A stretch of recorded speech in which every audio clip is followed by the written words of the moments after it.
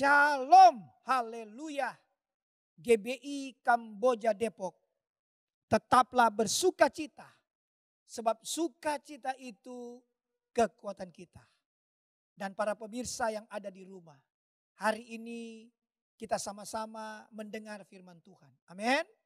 Karena firman Tuhan itu pelita bagi kaki kita dan terang bagi jalan kita. Mari sama-sama kita membuka Alkitab kita. Firman Tuhan kita hari ini diambil di kitab Ibrani pasal yang ke-12.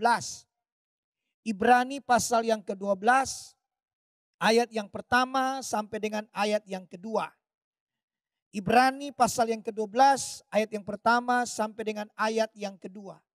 Nasihat supaya bertekun dalam iman. Karena kita mempunyai banyak saksi, bagaikan awan yang mengelilingi kita. Marilah kita menanggalkan semua beban dan dosa yang begitu merintangi kita. Dan berlomba dengan tekun dalam perlombaan yang diwajibkan bagi kita.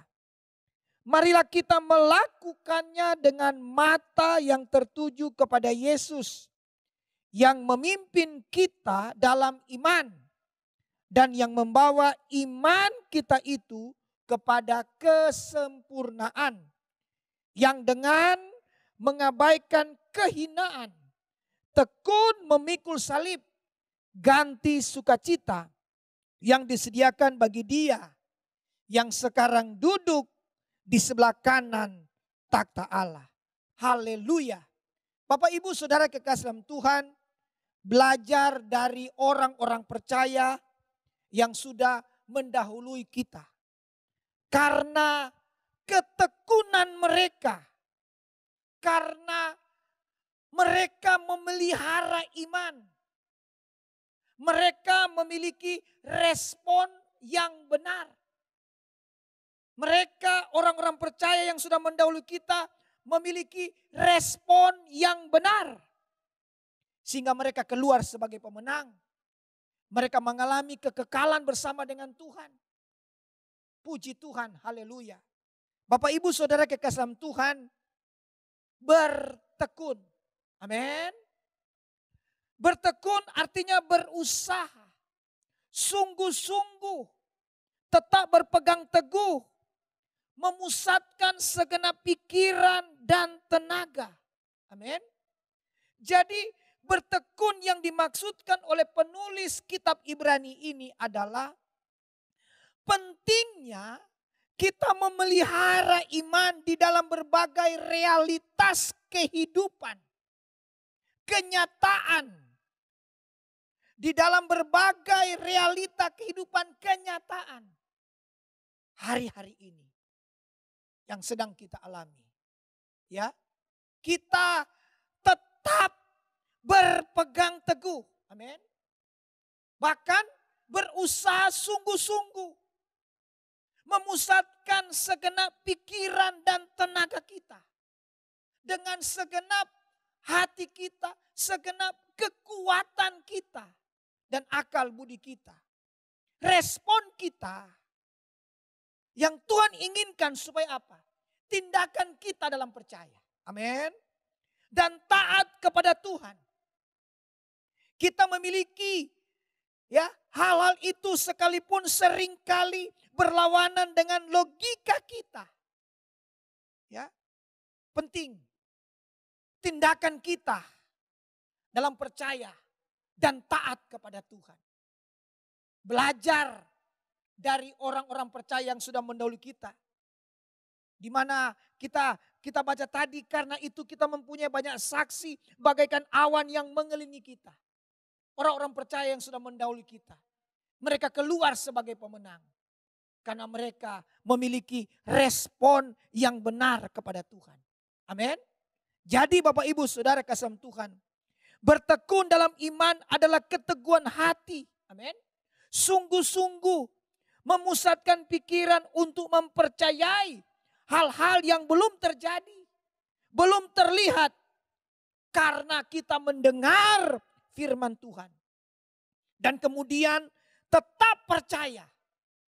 Amin. Tetap percaya sekalipun dalam situasi yang tidak memungkinkan untuk percaya. Amin. Ingat, saudara, kemenangan di dalam hidup ini hanya 10% ditentukan oleh apa yang terjadi atau apa yang kita alami. Tetapi 90% ditentukan oleh respon kita. Itulah sebabnya tema firman Tuhan memiliki respon yang benar. Karena respon yang benar itulah yang sangat amat penting di dalam kehidupan kita. Sehingga kita keluar sebagai pemenang. Amin. Kita tidak bisa mengendalikan apa yang terjadi dalam hidup kita. Karena Tuhanlah yang menjadi pengendalian dalam hidup kita.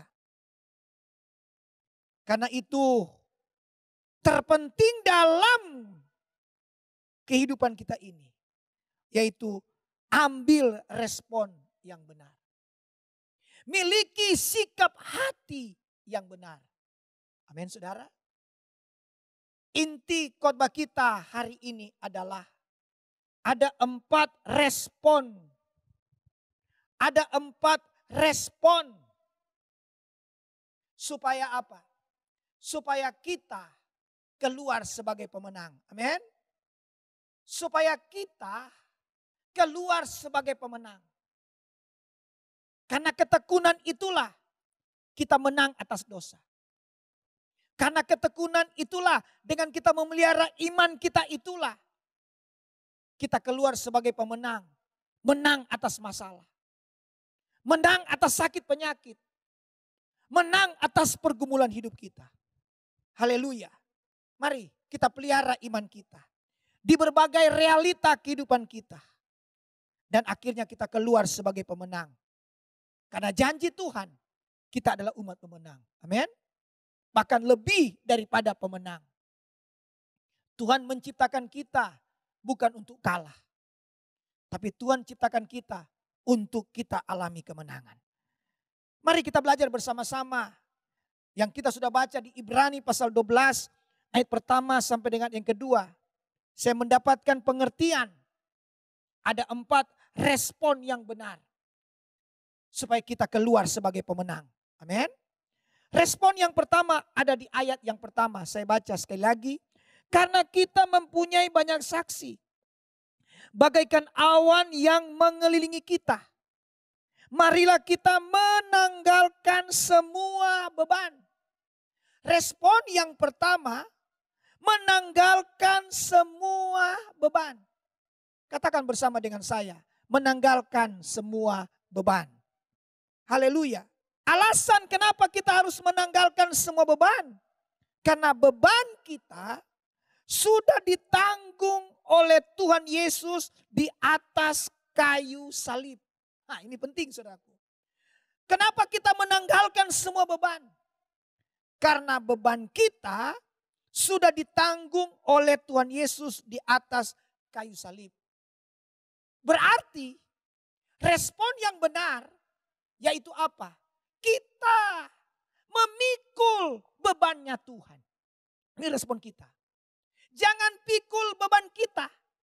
Karena beban kita sudah ditanggung di atas kayu salib. Respon yang benar yaitu apa? Memikul kuknya Tuhan. Memikul bebannya Tuhan. Ada amin? Mari kita baca di Matius pasal yang ke-11. Haleluya. Matius pasal yang ke-11 ayat yang ke-28. Haleluya. Matius 11 ayat yang ke-28. Demikianlah firman Tuhan. Marilah kepadaku semua yang letih lesuh dan berbeban berat. Aku akan memberi kelegaan kepadamu. Ini ayat 9 respon. Pikulah kuk yang kupasang dan belajarlah padaku. Karena aku lemah lembut dan rendah hati. Dan jiwamu akan mendapat ketenangan. Ayat 30. Sebab kuk yang kupasang itu enak dan bebanku pun ringan. Saudaraku, hari-hari ini untuk kita belajar dari orang-orang percaya yang sudah mendahului kita. Karena mereka memiliki respon yang benar. Sehingga mereka sudah bersama dengan Tuhan. Mereka keluar sebagai pemenang. Mari hari-hari ini Tuhan minta. Tanggalkan semua beban kita. Karena beban kita sudah ditanggung di atas kayu salib. Dan respon kita yang benar adalah yaitu memikul bebannya Tuhan. Amin. Memikul kuknya Tuhan. Ada beberapa hal yang saya catat di sini. Bebannya Tuhan. Kuknya Tuhan untuk kita pikul. Yang pertama, bebannya Tuhan, kuknya Tuhan yaitu apa? Mengasihi Tuhan. Itu bebannya Tuhan. Mengasihi Tuhan dengan sungguh-sungguh. Tuhan tidak bisa menyembah dirinya sendiri. Harus ada oknum pribadi yang melakukan. Yaitu saudara dan saya. Itu bebannya Tuhan. Ini respon yang benar hari-hari ini. Yaitu apa? Mengasihi Tuhan lebih daripada yang lain. Haleluya. Di 1 Yohanes 4:16 berkata, Allah itu adalah kasih. Ya. Dan barang siapa yang mengasihi Tuhan, ia di dalam Allah. Orang yang mengasihi Tuhan ada di dalam Allah. Itu respon yang benar hari-hari ini. Yaitu apa? Mengasihi Tuhan lebih daripada yang lain. Beban Tuhan, kuknya Tuhan yang berikut yaitu apa? Pengampunan. Itu bebannya Tuhan. Itu bebannya Tuhan. Itu yang merupakan respon yang benar kita hari-hari ini. Supaya kita keluar sebagai pemenang. Menanggalkan semua beban. Tetapi yang Tuhan mau respon yang benar. Yaitu apa? Pikul bebannya Tuhan. Jangan pikul bebannya kita. Apa itu bebannya Tuhan? Yaitu pengampunan. Pengampunan. Oh haleluya. Pengampunan tanpa syarat. Ada orang mengampuni pakai syarat. Kadang-kadang istri berkata kepada suami, saya mengampuni, tapi cium dulu kaki saya. Pakai syarat. Padahal bebannya Tuhan itu tidak ada syarat. Itu respon yang benar. Karena kita pikul beban kita. Kita sih mengampuni. Tapi mengampuni pakai syarat itu beban. Akhirnya apa? Akhirnya kita tidak keluar sebagai pemenang. Terus mengalami kelelahan. Terus mengalami keletihan. Ya, ini yang Tuhan minta hari-hari ini. Pikul bebannya Tuhan. Itu respon yang benar. Apa itu? Pengampunan. Pengampunan tanpa syarat. Pengampunan tanpa batas. Kadang-kadang kita mengampuni, tapi ada batas. Sama seperti Petrus berkata, Tuhan berapa kalikah aku harus mengampuni? Mungkin Petrus pikir ya cukup 2 kali, 3 kali, 5 kali. Tapi apa? Yesus katakan 70 kali 7. Nah, hitung aja itu saudara, berapa itu? Ya, jadi bebannya Tuhan yaitu apa? Mengampuni. Beda mungkin dengan beban kita yang kita pikul. Akhirnya kita lelah, letih, lesu, loyo, lemah, apa saja terjadi. Sehingga kita tidak keluar sebagai pemenang. Tapi luar biasa. Bagaikan awan yang mengelilingi kita. Menjadi saksi. Artinya apa? Orang-orang percaya yang sudah mendahului kita. Karena mereka memiliki respon yang benar. Sehingga mereka keluar sebagai pemenang. Mari Tuhan minta ambil respon yang benar. Jangan pikul beban kita. Tanggalkan. Tapi pikul bebannya Tuhan. Apa itu? Mengampuni tanpa batas. Mengampuni sampai tuntas. Kita mengampuni tapi kadang-kadang tidak tuntas. Kita berkata, Pak saya sudah mengampuni. Tapi Pak, ini tapinya itu. Tapinya itu yang jadi beban. Tapinya itu yang jadi beban. Akhirnya kita letih lesu di dalam kehidupan ini. Dalam realita kehidupan ini. Sehingga kita tidak keluar sebagai pemenang. Tapi respon yang benar. Yaitu apa? Pikul bebannya Tuhan. Apa itu bebannya Tuhan? Mengampuni sampai tuntas.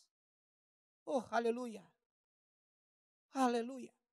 Apalagi bebannya Tuhan? Apalagi cooknya Tuhan? Apa itu? Memberitakan Injil. Alkitab berkata, celakalah aku jika aku tidak beritakan Injil. Baik atau tidak baik, siap ataupun tidak siap, beritakanlah Injil, damai sejahtera. Itu bebannya Tuhan. Ya, saudaraku, dengan kondisi pandemi COVID-19, dengan kondisi keadaan ekonomi hari-hari ini, kadang-kadang kita lebih fokus kepada bebannya kita.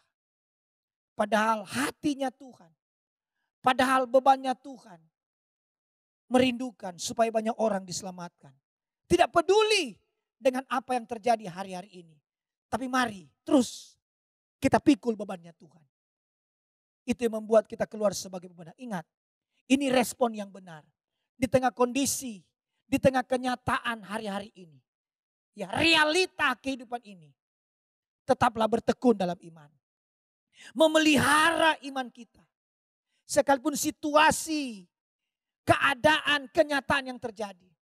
Tapi terus pikul bebannya Tuhan. Apa itu? Memberitakan Injil. Haleluya. Apalagi bebannya Tuhan.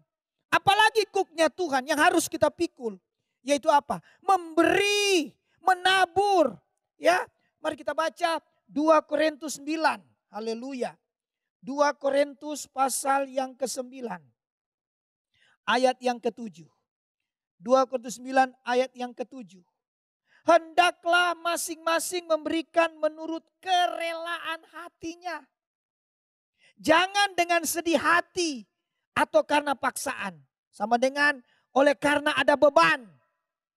Beban dalam dirinya. Ingat, sebab Allah mengasihi orang yang memberi dengan apa? Sukacita. Haleluya. Saudaraku, kalau kita pikul bebannya kita, ya, apa yang terjadi? Pasti pertanyaan-pertanyaan itu terlontar dalam pikiran kita, bahkan langsung ke mulut kita. Mungkin kita berkata, apa-apaan nih dalam kondisi ekonomi seperti ini? Memberi, menabur. Itu pasti. Kenapa? Karena respon kita itu apa? Kita pikul beban kita. Kita kekurangan mungkin. Kondisi seperti ini. Keuangan morat-marit. Itu beban kita. Tetapi tidak kebetulan Bapak Ibu mendengar firman Tuhan hari ini. Tanggalkan semua beban. Itu respon yang benar. Tanggalkan semua beban. Dan biarkan, buka hati. Kita pikul bebannya Tuhan. Amin. Buka hati. Kita pikul cooknya Tuhan. Apa itu? Mengasihi Tuhan lebih daripada yang lain. Mengampuni tanpa syarat, tanpa batas sampai tuntas.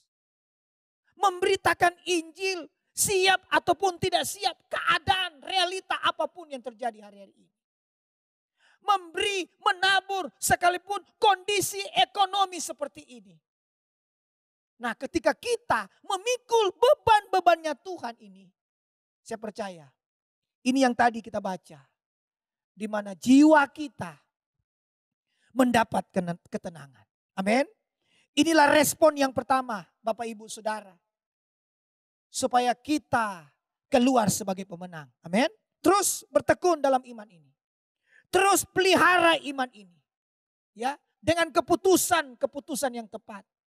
Dengan ketaatan walaupun tidak memungkinkan untuk kita percaya. Karena keadaan realita kehidupan hari-hari ini. Tapi ambil respon yang benar. Tadi respon yang benar menanggalkan semua beban kita. Amin. Itu yang pertama. Mari kita lihat respon yang kedua. Respon yang kedua. Masih di ayat yang pertama di Ibrani pasal yang ke-12.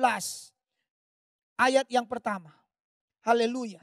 Dikatakan, marilah kita menanggalkan semua beban dan dosa yang begitu merintangi kita. Haleluya. Respon yang kedua, Perhatikan. Menanggalkan semua dosa yang begitu merintangi kita. Haleluya. Ini respon yang kedua. Yaitu apa?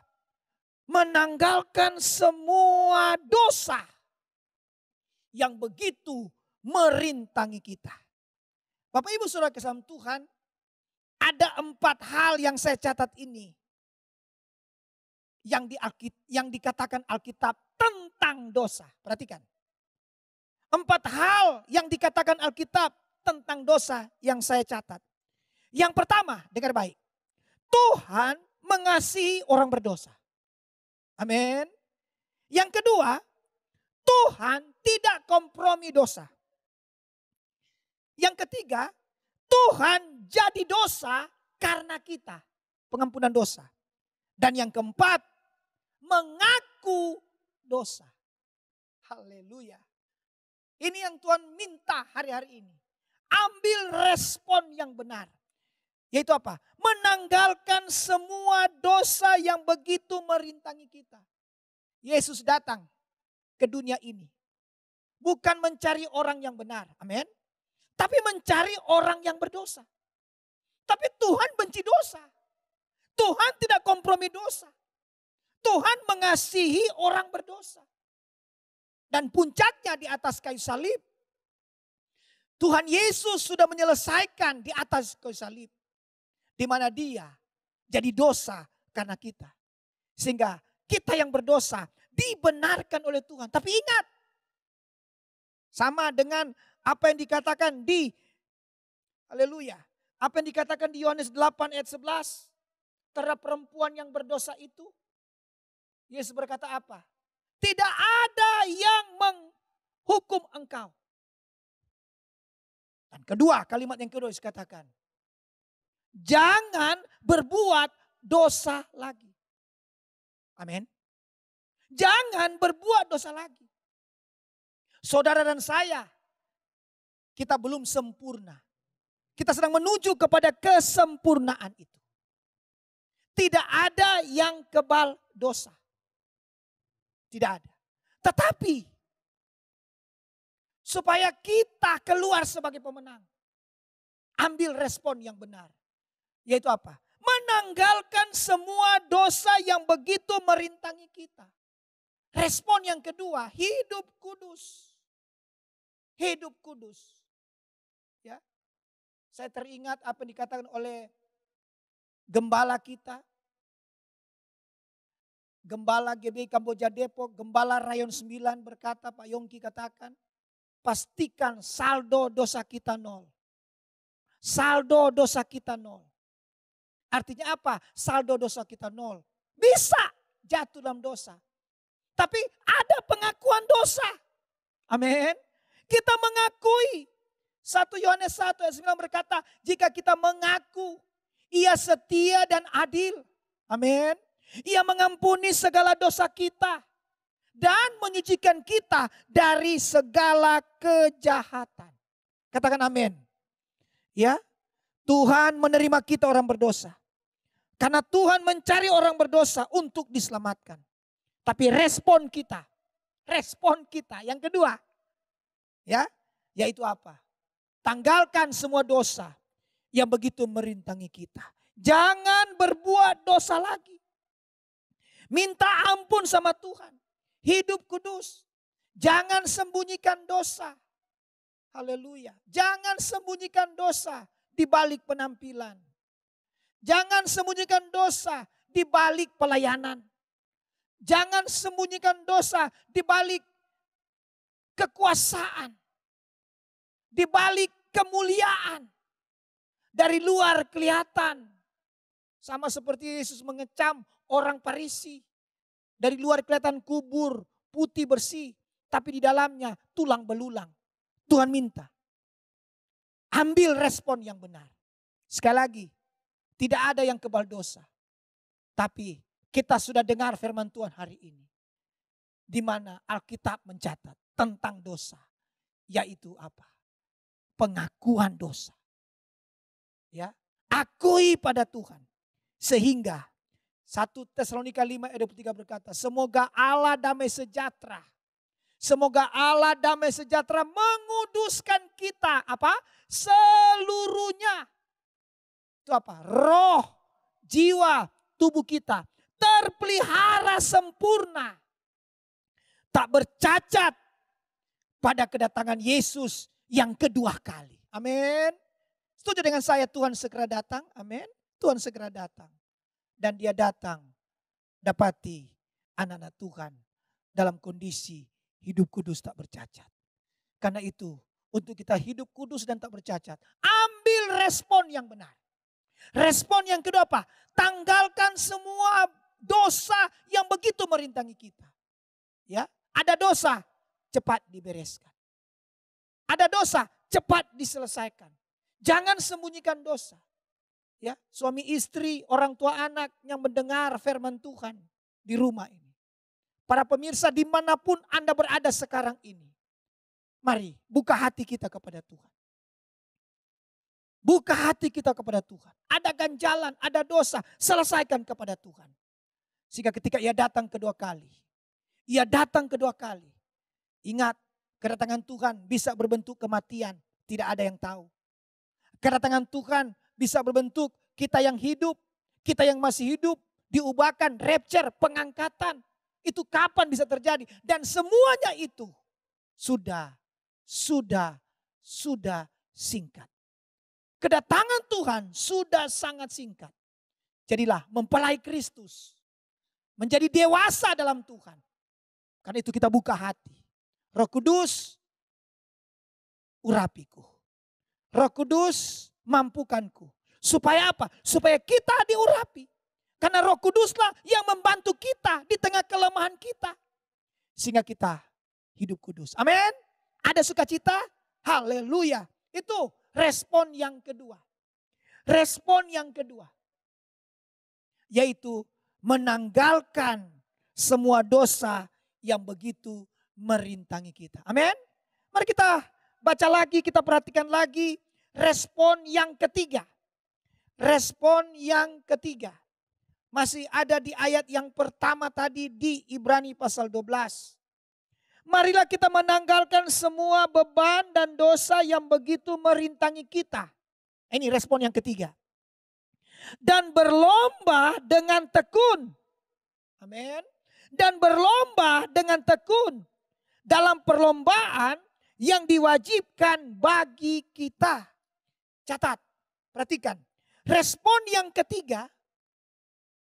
Ya, kita keluar sebagai pemenang. Terus bertekun dalam iman, memelihara iman kita. Sehingga kita keluar sebagai pemenang. Respon yang ketiga artinya adalah berlomba dengan tekun. Katakan amin. Jadi respon kita memposisikan kita terus maju, bukan mundur. Ulangi. Respon kita memposisikan kita terus maju. Bukan mundur. Maju terus sampai garis akhir. Haleluya. Amin, amin. Respon yang benar. Yaitu apa? Memposisikan kita dalam kondisi maju. Bukan mundur. Sampai garis akhir. Katakan amin. Jangan sampai jatuh. Kejatuhan bisa faktor keinginan dunia. Keinginan mata. Keinginan daging. Keangkuhan hidup, kesombongan. Itu bisa menjatuhkan kita. Karena itu respon kita. Pastikan kita dalam posisi maju dengan Tuhan. Terus berlomba. Amin. Karena hidup ini adalah perlombaan. Hidup ini adalah pertandingan iman. Hidup ini adalah suatu perjuangan. Katakan amin. Hidup ini adalah suatu peperangan rohani. Haleluya.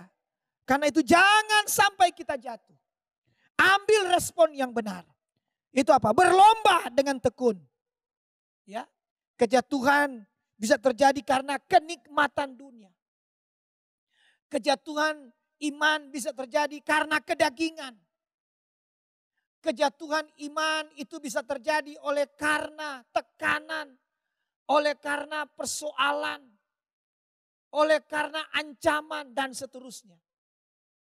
Kenyataan hari-hari ini saudara, sudah berapa banyak orang-orang Kristen sudah mulai kehilangan pegangan dengan keadaan-keadaan yang seperti ini. Tapi tidak kebetulan Bapak Ibu yang mendengar firman Tuhan hari ini. Percayalah, percayalah.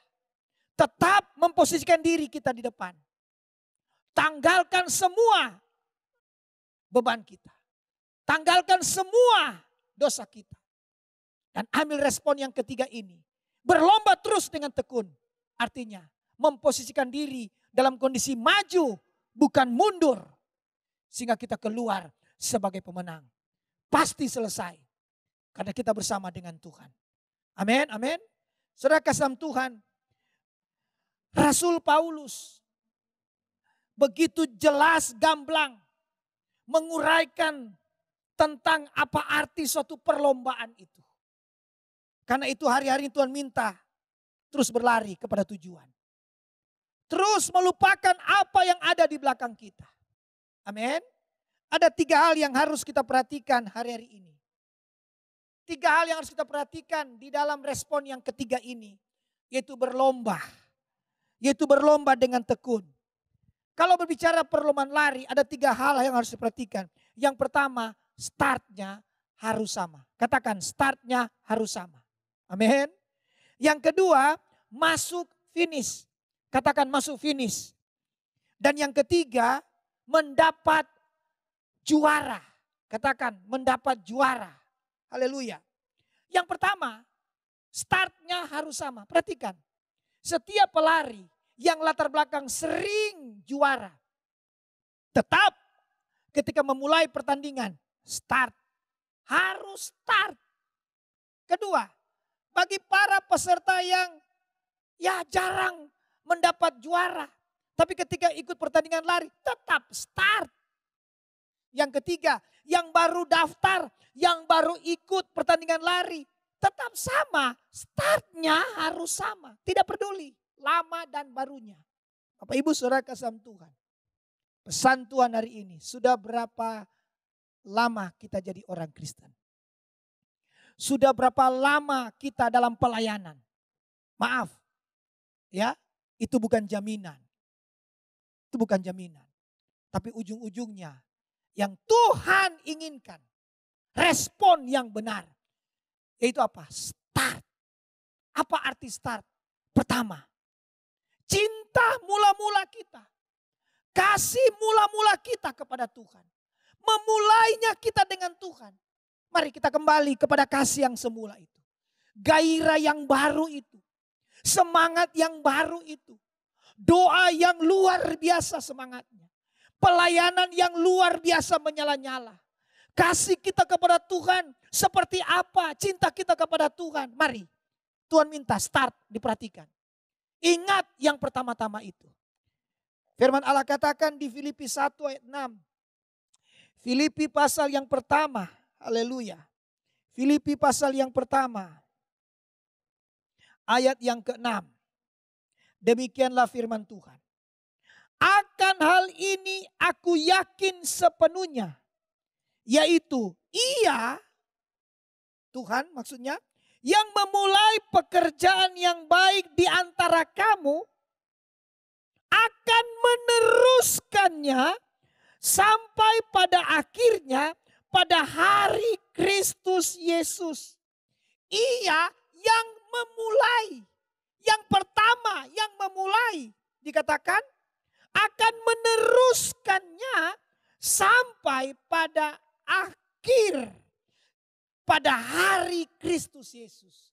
Ingat, hidup ini suatu pertandingan iman, perlombaan. Perhatikan, Dia yang memulai, Tuhan yang memulai. Perhatikan cinta mula-mula kita kepada Tuhan. Ini respon yang benar. Yang kedua, di dalam perlombaan yang harus diperhatikan adalah apa? Masuk finish. Bapak Ibu perhatikan, setiap para pelari yang masuk finish yang pertama, ya, masuk finish yang kedua, masuk finish yang ketiga dan seterusnya, pasti waktunya itu berbeda.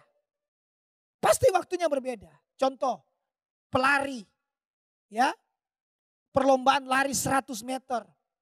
Ketika yang pertama masuk finish, mungkin waktunya masuk finish 20 detik.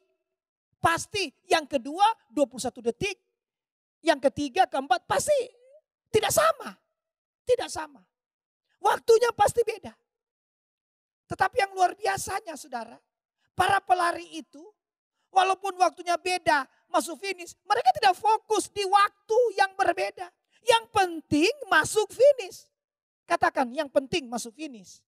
Bisa dibayangkan Bapak Ibu kalau pelari itu sementara lari, ya menengok, melihat di tangan waktu atau jam, tertinggal dia atau mungkin jatuh. Karena itu pesan Tuhan hari ini. Ambil respon yang benar. Yaitu apa? Jangan fokus di perbedaan. Yang penting masuk finish. Ya, kenyataan. Perbedaan itu nyata. Saya ulangi. Perbedaan itu nyata ada. Ya, apalagi di rumah tangga, di keluarga, ya, tingkat konflik, tingkat kesalahpahaman begitu tinggi. Tapi puji Tuhan, kita tidak fokus di perbedaan. Ya, di pekerjaan, di pelayanan, begitu banyaknya perbedaan-perbedaan di situ. Tapi yang penting respon kita benar. Jangan kita fokus kepada kekurangan. Jangan kita fokus kepada kekurangan, kelemahan. Itu yang membuat kita tidak bisa unity. Tapi ketika kita fokus apa yang Tuhan percayakan kepada kita. Yang penting respon yang benar, masuk finish, sampai garis akhir. Dan akhirnya kita keluar sebagai pemenang. Ada amin?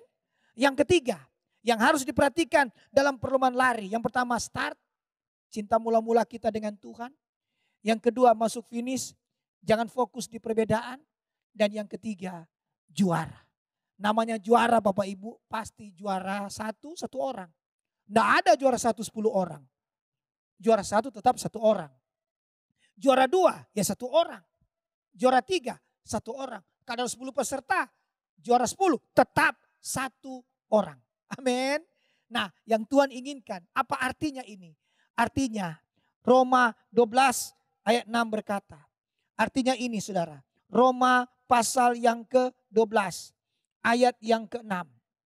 Demikianlah kita mempunyai karunia yang berlain-lainan menurut kasih karunia yang dianugerahkan kepada kita. Jika karunia ini adalah untuk bernubuat, baiklah kita melakukannya sesuai dengan iman kita.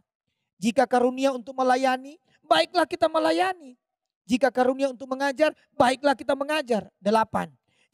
Jika karunia untuk menasihati, baiklah kita menasihati. Siapa yang membagi-bagikan sesuatu, hendaklah ia melakukannya dengan hati yang ikhlas.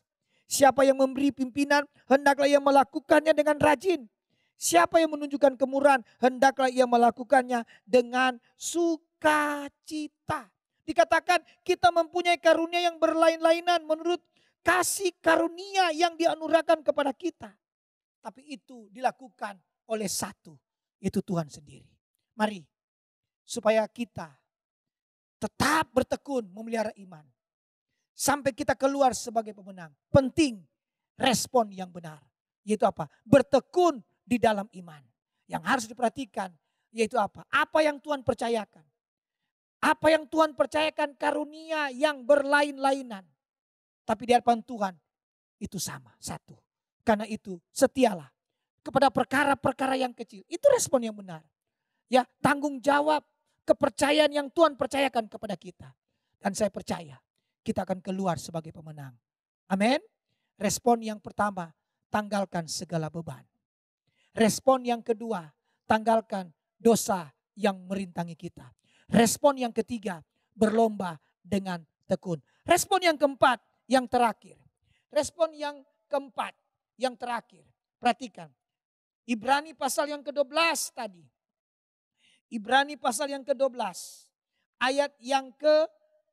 Ibrani pasal yang ke-12 ayat yang kedua. Katakan mata yang tertuju kepada Yesus. Haleluya. Mata yang tertuju kepada Yesus. Saudara ini penting. respon yang keempat. Yaitu apa? Fokus pada tujuan. Amin. Mata yang tertuju pada Yesus. Fokus pada tujuan. Ya, ada 3 tujuan. Tujuan yang pertama yaitu apa? Hidup ini suatu penyembahan. Tujuan hidup kita di bumi hanya untuk menyembah Tuhan. Fokus. Ini respon yang benar. Ya, fokus pada tujuan. Apa itu tujuan yang pertama? Menyembah Tuhan.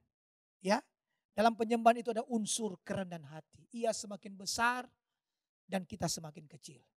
Ya, fokus kepada penyembahan. Unsur yang kedua apa? Mengejar hadirat Tuhan.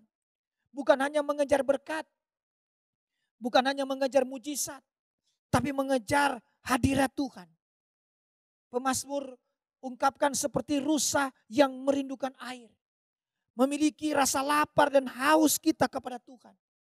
Untuk mengejar Tuhan. Inilah respon kita. Yaitu apa? Fokus pada tujuan. Fokus kepada penyembahan kita kepada Tuhan. Ia semakin besar dan kita semakin kecil. Tidak mencuri kemuliaan Tuhan. Dan terus ada di hadirat Tuhan. Terus mengejar hadirat Tuhan. Terus intim dengan Tuhan. Melekat kepada pokok anggur itu. Amin. Ya, tujuan yang kedua adalah kekekalan. Ya, ingat hidup ini hanya bersifat sementara. Jelas Alkitab mengungkapkan hidup ini seperti tenda, suatu saat akan dibongkar. Hidup ini seperti bunga, suatu saat akan layu. Hidup ini seperti rumput, sebentar lagi akan mengering. Itulah hidup manusia. Tapi ambil respon yang benar. Yaitu apa? Mata yang tertuju kepada Yesus. Yaitu apa? Fokus pada tujuan. Fokus kepada penyembahan. Menyembah Tuhan, ia semakin besar, kita semakin kecil. Tidak mencuri kemuliaan Allah. Semakin kita diberkati, semakin dipakai Tuhan, semakin rendah hati. Amin. Dan bukan cuma fokus mengejar berkat. Bukan cuma fokus mengejar karunia-karunia roh. Tapi terus fokus untuk mengejar Tuhan. Mengejar hadirat Tuhan. Itulah respon kita yang benar. Fokus pada tujuan penyembahan. Yang kedua, tujuan kekekalan.